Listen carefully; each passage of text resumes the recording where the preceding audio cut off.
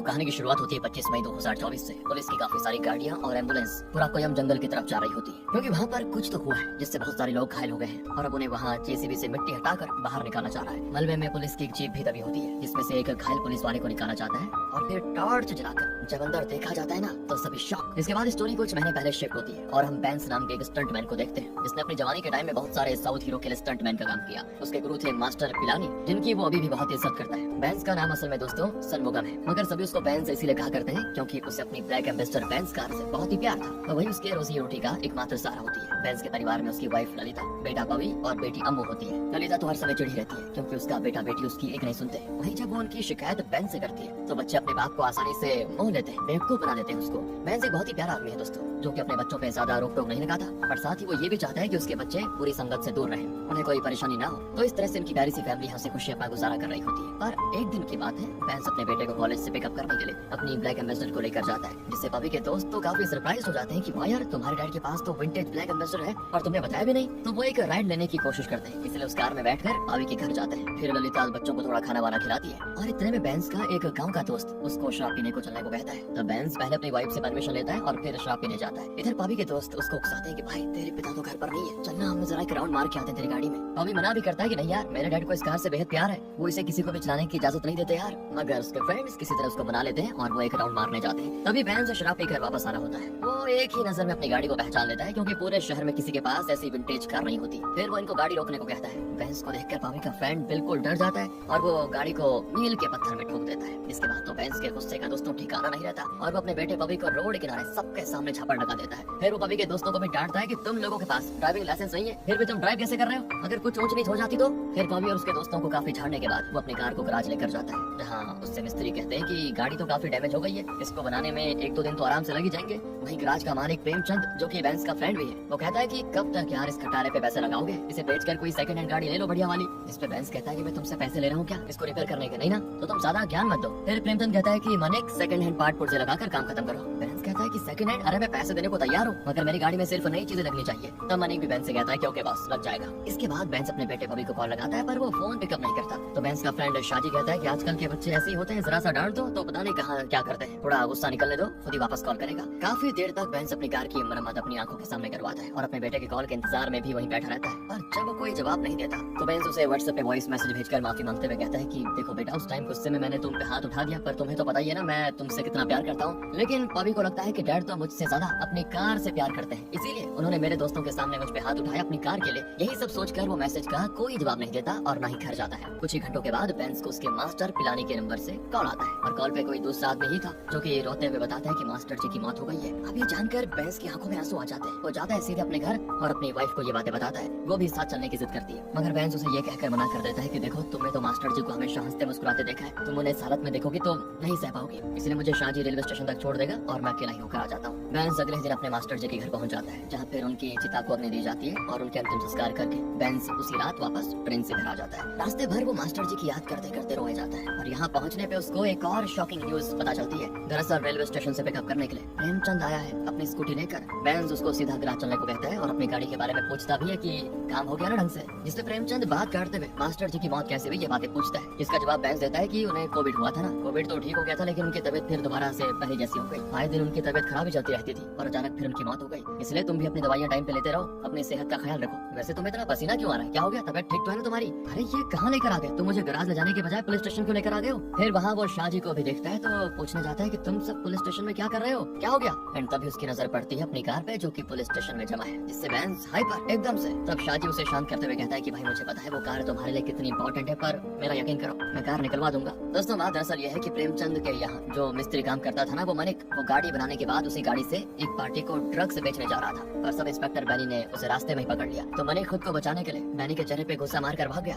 इसके बाद बैनी की आंख के पास बिल्कुल लाल हो गया और फिर बैनी गुस्से में वो गाड़ी पुलिस स्टेशन लेकर आ गया। पर अब जब शाहजी, प्रेमचंद और बैंस बैनी से बात करते हैं कि मनिक सिर्फ एक मिस्त्री था, उससे हमारा कोई लेना देना नहीं था, प्लीज इस गाड़ी को छोड़ दीजिए, तो बैनी का कहना होता है कि मैं इतनी आसानी से तो नहीं छोड़ने वाला, उस लड़के ने मुझ पे हाथ उठाया था, मुझ पे, ऐसा ही बैनी पे, उसे उसके किए की सजा तो जरूर मिलके रहेगी। और रही बात उस गाड़ी की, तो उसका परमिट कहाँ है? बिना किसी परमिट के तुम उस आउटडेटेड मॉडल को टैक्सी की तरह यूज कैसे कर रहे हो, ये भी बताओ। तभी यहाँ पे कांस्टेबल सुरेश आता है, तो वो बैनी से कहता है कि सर मेरी बहन की शादी है ना, तो मैं छुट्टी लेने के लिए एप्लीकेशन दिया था। बैनी कहता है कि इंस्पेक्टर को आने दो, तुम चिंता मत करो, तुम्हें तुम्हारी बहन की एक दिन शादी की पहले छुट्टी मिल जाएगी। इसके बाद बैन से बैनी से कहता है कि सर वो मेरी गाड़ी सिर्फ लोकल राइड के लिए इस्तेमाल करता हूँ मैं। अगर आप चाहो तो मैं फाइन वाइन पे करने को भी तैयार हूँ, पर प्लीज मेरी गाड़ी मुझे लौटा दीजिए। मैंने कहता है कि देखो ऐसा कुछ भी नहीं होने वाला, तुम लोग चलते बनो, निकलो। फिर लगातार बेंज 2 दिन तक पुलिस स्टेशन के आसपास ही घूमता रहता है। वो अपने घर भी नहीं जाता अभी तक, उसे तो बस किसी भी तरह अपनी गाड़ी वापस चाहिए। पर बेनी तो मानने को तैयार नहीं होता, जिसकी वजह से बेंज अपना सारा गुस्सा प्रेमचंद पे उतारता है कि तुमने ऐसे मिस्त्री को काम पे रखा है क्यों। प्रेमचंद डरते हुए कहता है कि भाई मुझे थोड़ी पता था कि वो लड़का ऐसा निकलेगा। अब एक दिन की बात है दोस्तों, शादी कहता है कि सुनने में आया मनिक अपने घर गया हुआ है, चलो उसे उसके घर से दबोच लेते हैं और सीधे पुलिस स्टेशन लेकर आते हैं। मगर जब ये लोग उसके घर जाते हैं तो मनी के पेरेंट्स लड़ाई करके इनको भगा देते हैं वहाँ से। मैं सुन के आगे गिड़गिड़ाता भी है कि मेरी रोजी रोटी वाली कार का सवाल है। तो मनी के पेरेंट्स और भड़क जाते हैं कि वो कई दिनों से घर नहीं आया और आता भी है तो क्या हम तुम्हारी रोजी रोटी के लिए अपने बेटे को पुलिस के हवाले कर देते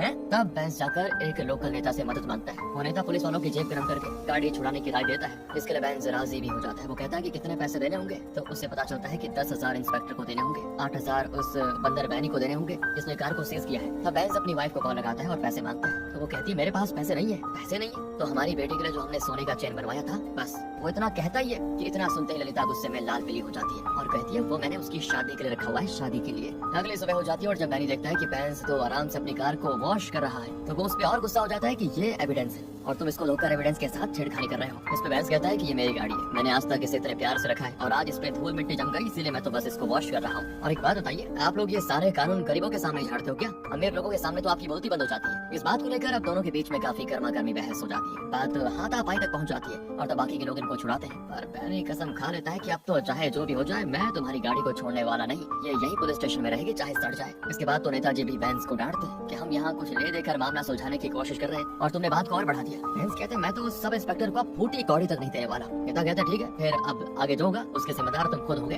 मैंने कोशिश की थी तुम्हारी मदद करने की, पर जब तुम बात को समझ नहीं रहे हो तो मैं बीच में क्यों बढ़ूं। बेंस जाता है सीधे अपने घर, अपनी वाइफ को सारी बातें बताता है। फिर रात में वो ललिता से पवी के बारे में पूछता है तो ललिता बताती है वो तुमसे नाराज है इसीलिए घर नहीं आ रहा, वो तो अपने कॉलेज के हॉस्टल में रुका हुआ है। आज सुबह उसने फोन किया था वैसे और गाड़ी के बारे में पूछ रहा था, तो मैंने भी कह दिया कि बस अब तो उस गाड़ी का काम तमाम हो गया। ये सुनकर बेंस उठ जाता और कहता है कि मुझे बड़ी बेचैनी हो रही है। इस पे ललिता कहती है कहीं हार्ट अटैक तो नहीं आने वाला तुम्हें? वो टॉन्ट मारते हुए कहती है दोस्तों। लेकिन बेंस यहाँ पे एक ही चीज कहता है मैं एक बार पुलिस स्टेशन होकर आता हूँ। फिर वो उसी रात में उठकर ऑटो से पुलिस स्टेशन आ जाता है जहाँ अभी तक इंस्पेक्टर जॉर्ज छुट्टी से आ गया था। तो बेंस उनसे विनती करता है और वो काफी हंसमुख टाइप का इंसान लगता है, मान भी जाता है। वो बैनी के हाथों से ही बेंस को उसकी गाड़ी की चाबी लौटाता है। इससे बैनी का तो गुस्से में बुरा हाल। तब जॉर्ज उसको समझाता है कि इतना ईगो में रहना ठीक बात नहीं है, जो हुआ है भूल जाओ। अच्छा तो आज सुरेश की बहन की प्री वेडिंग सेरेमनी भी है ना बेंस, क्या तुम वहाँ अपनी गाड़ी में ले चलोगे मुझे? देखो मैंने बिना कोई प्रॉब्लम क्रिएट किए तुम्हारी गाड़ी वापस करवा दी, इतना तो तुम हमारे लिए कर ही सकते हो। तो बेंस भी खुशी खुशी राजी हो जाता है। तब जॉर्ज बैनी को कहता है कि चलो तुम भी बैठो। तो बैनी अपना सड़ा हुआ मुंह लेकर बैठ जाता है। उसे अपने सीनियर की बात माननी पड़ती है और इसकी उसको बड़ी खुन्नस भी होती है। वो रास्ते भर बेंस को बस घूरते जाता है। वहीं जॉर्ज तो हंसी खुशी बेंस से बातचीत करते हुए जाता है। पार्टी में लोग फुल एंजॉय करते हैं। वो बेंस को भी शराब पीने को कहते हैं मगर बेंस कहता है नहीं साहब, मुझे ड्राइव करके अपनी गाड़ी सही सलामत वापस घर लेकर जानी है, इसलिए मैं तो शराब नहीं पी सकता। तो फिर जॉर्ज उसके साथ जबरदस्ती भी नहीं करता। अब बेंस काफी देर तक इंतजार वहाँ पे करता है कि ये लोग कब वापस चलेंगे।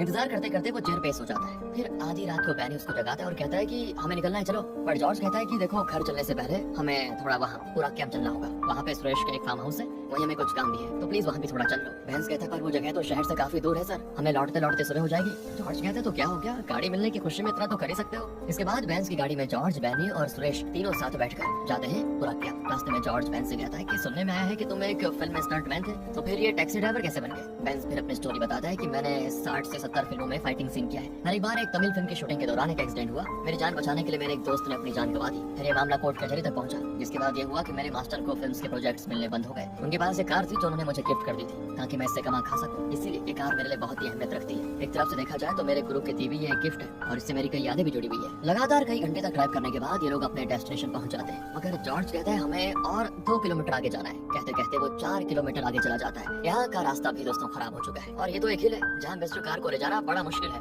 बेंस कहता भी कि सर मेरी गाड़ी में स्क्रैच आ रहे हैं, अब आप लोग पैदल ही चले जाइए ना, और वो मानता ही नहीं और नदी नाला सब पार करवाता है। बेंस दोबारा कहता है कि सर मेरी गाड़ी खराब हो जाएगी, पर वो नहीं मानते। काफी देर तक जब ये लोग नहीं मानते और बेंस को आगे बढ़ते रहने को कहते हैं तो आखिर में बेंस को कहने पड़ जाता है कि सर अब आप लोग कॉल वॉल करके किसी चीफ वाले को बुला लीजिए, मेरी गाड़ी इतनी ऊंचाई पे नहीं जा पाएगी। जब प्यार से जॉर्ज को काम बनता हुआ नहीं दिखता तो वो बेंस को सारी सच्चाई बताने लगता है कि देखो कल सुरेश की बहन की शादी है ना, तुम तो उसके परिवार वालों से मिल चुके हो, सभी शादी के लिए कितने खुश हैं। पर एक प्रॉब्लम ये हो गई है कि सुरेश की बहन का कॉलेज टाइम से एक बॉयफ्रेंड था जो कि आज रात घर पे आया धमका जिस वक्त तुम सो रहे थे। उस लड़के ने आकर तमाशा खड़ा कर दिया, वो शादी रुकवाना चाहता था। सुरेश की बहन ने भी क्लियरेंस दे दिया था कि मैंने इससे कब ब्रेकअप कर लिया था और मैं वही शादी करूंगी जहाँ मेरे घर वाले बोलेंगे। तो इसीलिए हमने उस लड़के को समझाने बुझाने के लिए एक कमरे में लेकर गए, जहाँ उस लड़के ने सुरेश की बहन की अश्लील वीडियो और फोटोज दिखाकर सुरेश और उसके पिता को कहने लगा कि मैं इसे अभी सोशल मीडिया पे पोस्ट करूंगा। अब यार सुरेश के पिता एक सीधे साधे आदमी है, वो अपनी बेटी की लाइफ इस तरह से खराब होते हुए नहीं देख पाए और उन्होंने हड़बड़ी में उसको धक्का दे दिया। सर पर चोट लगने की वजह से उसकी मौत हो गई। अब क्या है ना, हम पुलिस वाले अगर हम एक दूसरे की मदद नहीं करेंगे तो कौन करेगा। तो बात ऐसी है बेंस कि हम उस लड़की की लाश को तुम्हारी गाड़ी की डिक्की में भर कर लेकर आए हैं यहाँ ठिकाने लगाने के लिए,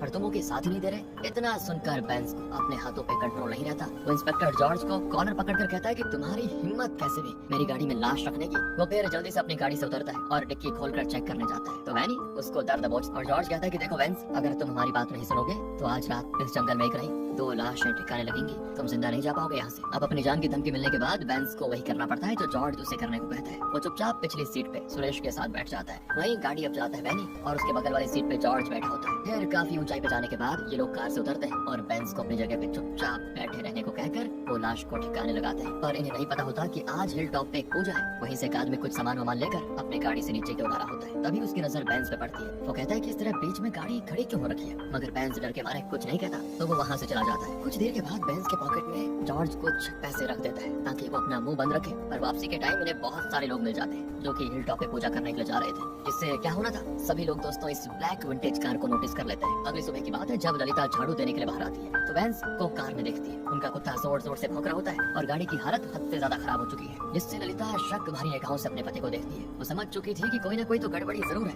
वो धीरे से क्वेश्चन करने लगती है कि तुम पूरी रात कहाँ थे, बताओ कार की ये हालत हुई कैसी। तो बेंस बस इतना ही कहता है कि रात में कुछ सवारी मिल चुकी थी और वो सब छोड़ो, मुझे बहुत भूख लगी है, जरा चाय पिला दो। इधर माँ बेटी आपस में बात करती है कि आज बेंस कुछ ज्यादा ही चुपचाप है। उधर बेंस भी नोटिस करता है कि डॉगी बार बार उसे डिक्की की ओर बुला रहा है। ऐसा लग रहा है जैसे वो कुछ बताना चाहता हो। अब बेंस को तो पता ही नहीं कि डॉग इस तरह से क्यों बिहेव कर रहा है, इसलिए वो उसे दूर भगाकर डिक्की खोलता है। और यहाँ डिक्की में थोड़ा बहुत खून लगा होता है दोस्तों, साथ ही एक वॉलेट भी होता है। जैसे बेंस उस वॉलेट को खोलने वाला होता है तभी उसकी वाइफ चाय लेकर आ जाती है और डर के मारे बेंस उस वॉलेट को दूर फेंक देता है तुरंत और डिक्की भी बंद कर देता है ताकि उसकी वाइफ को कल रात के किस्से के बारे में कुछ पता ना चले। फिर वो नहाता है और अपनी गाड़ी को एक तालाब के पास ले जाकर अच्छे से धोता है, डिक्की में स्प्रे वगैरह मरवाता है। तभी उसे पुलिस स्टेशन से कॉल आता है। अब वहाँ जाने पे पुलिस वाले उसको धमकाते हैं कि कल रात जो कुछ भी हुआ, अगर उसके बारे में किसी से कुछ भी बात की तो तुम्हारे साथ साथ तुम्हारे पूरे परिवार को खत्म कर देंगे। फिर जब बेंस वहाँ से जाने लगता है तो देखता है कि मनिक के माता पिता पुलिस स्टेशन आए हुए और वो जानना चाहते हैं कि पुलिस ने मनिक के साथ आखिर क्या किया, क्योंकि वो कभी इतने दिनों तक घर से बाहर नहीं रहता। जिसपे बेनी गुस्से में कहता है कि मैं तो नहीं बताने वाला कि हमने उसको मारकर दफना दिया या वो हमारे हाथ लगा ही नहीं। इस बात से बेंस को शक होता है कि कहीं कल रात इन्होंने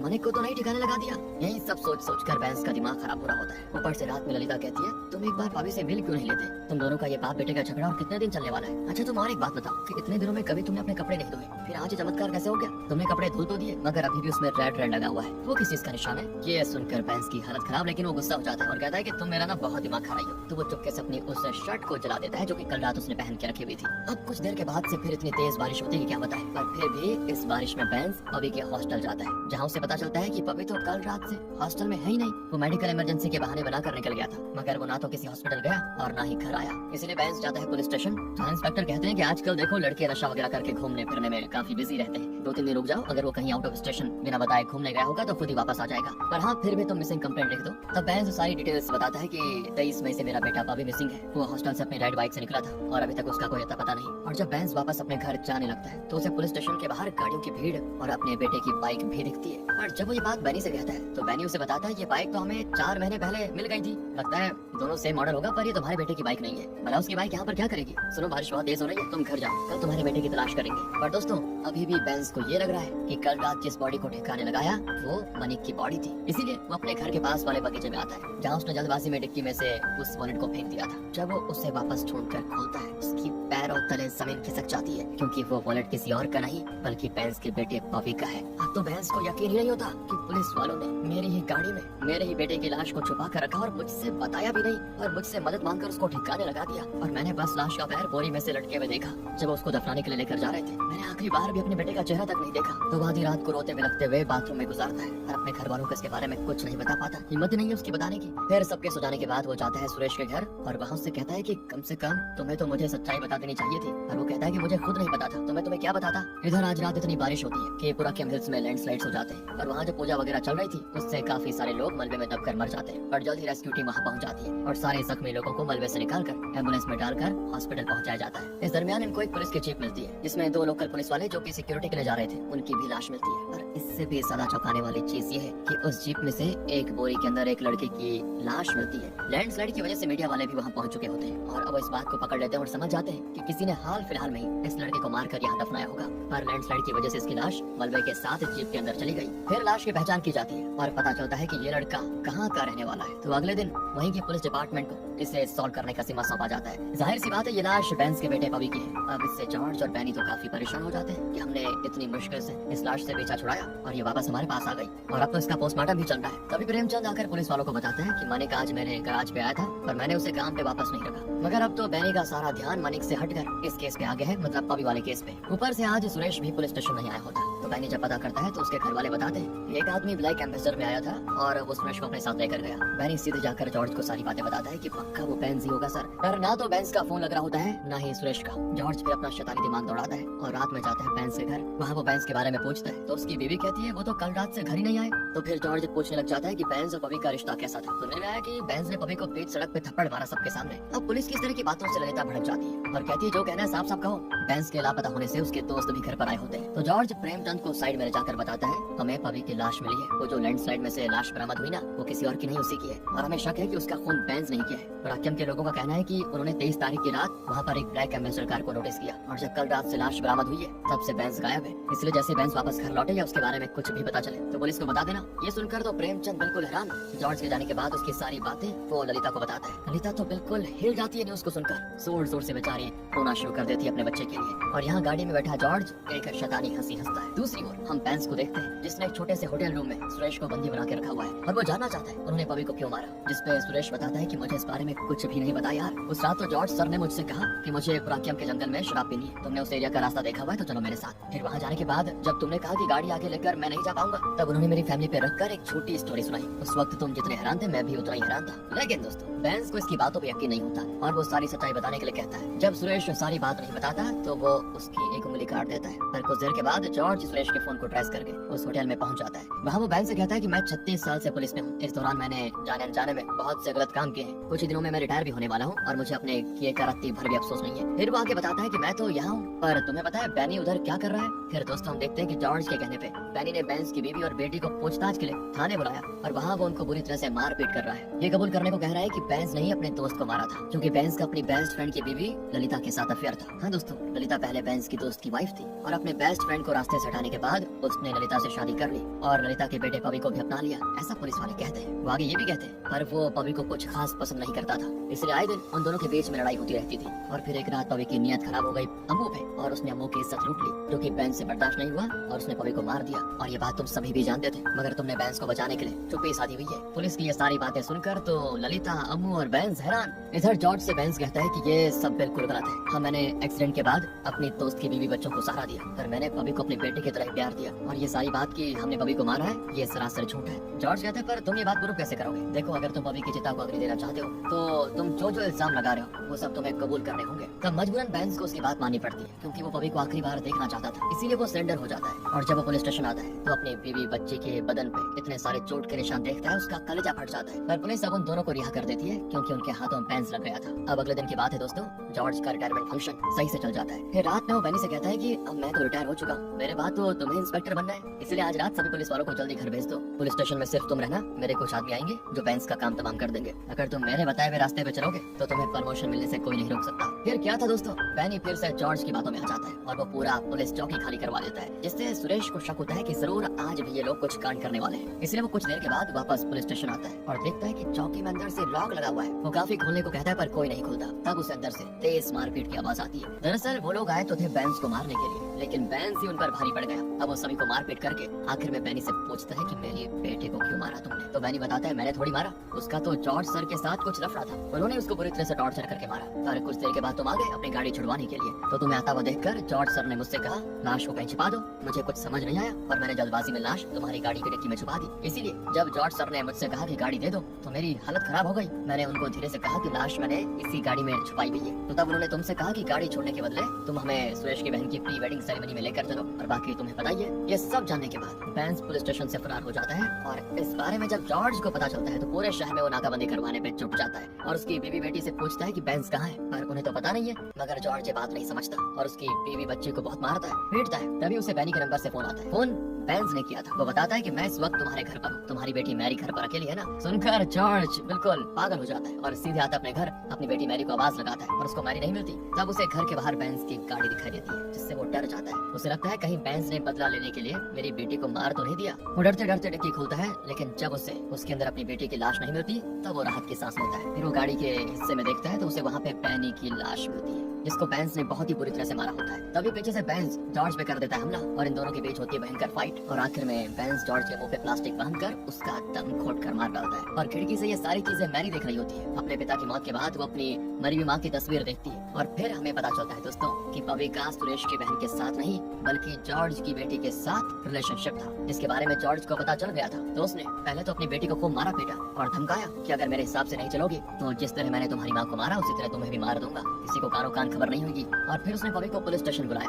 और वहाँ उसके साथ मारपीट की। हालांकि पवी ने अपना इंटेंशन क्लियर कर दिया था कि मैं मैरी को लेकर सीरियस हूँ, उससे शादी करना चाहता हूँ, पर फिर भी जॉर्ज इसको ये कहकर टॉर्चर कर रहा था कि तुम्हारी हिम्मत कैसे भी एक पुलिस वाले के घर की इज्जत के साथ खिलवाड़ करने की। और फिर मारते मारते उसने पवी को जान से मार डाला। बाकी आगे की स्टोरी तो हमें पता ही है कि कैसे फिर जॉर्ज ने बैनी के साथ मिलकर पवी की लाश को बेंस की गाड़ी से वहाँ हिल्स में दफनाया। अब अगले सीन में पवी के पोस्टमार्टम के बाद उसकी लाश को उसके घर लाया जाता है जहाँ उसकी माँ बहन का तो रो रो कर बहुत ही बुरा हाल हो गया था। लोगों की भीड़ लगी होती है पवी को आखिरी बार देखने के लिए। यहाँ सुरेश मैरी को लेकर आता है ताकि वो भी आखिरी बार पवी को देख सके, क्योंकि वो सच में पवी से बहुत प्यार करती थी। अब दोस्तों बेंस खुद को पुलिस के हवाले कर देता है। जब उसे कोर्ट में पेश किया जाता है तो पुलिस वाले उससे कहते हैं अगर आप मुंह ढकना चाहते हैं तो ढक सकते हैं, क्योंकि बाहर मीडिया वाले। पर बेंस बिना मुंह ढके मीडिया के सामने जाता है और मीडिया वाले उससे सवाल पे सवाल करते हैं कि क्या आपने ही बेटे को मारा? आपने? तो बेंस प्राउडली कहता नहीं, मैंने अपने बेटे को नहीं बल्कि उसके कातिल को मारा। और इसी के साथ होती है मूवी यहाँ पर।